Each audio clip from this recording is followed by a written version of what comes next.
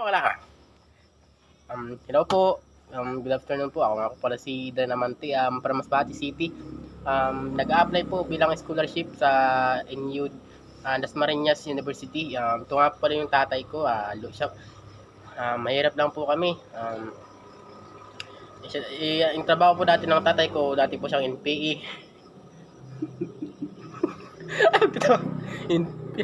NPE po siya. NPE po siya dati. Sa kasulukuyan ngayon po siya isang po at naging PP po sa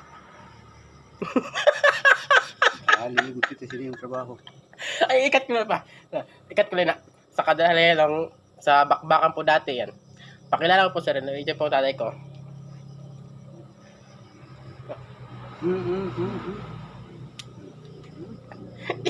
Pagpapalamin ko mo. Wala na, okay na.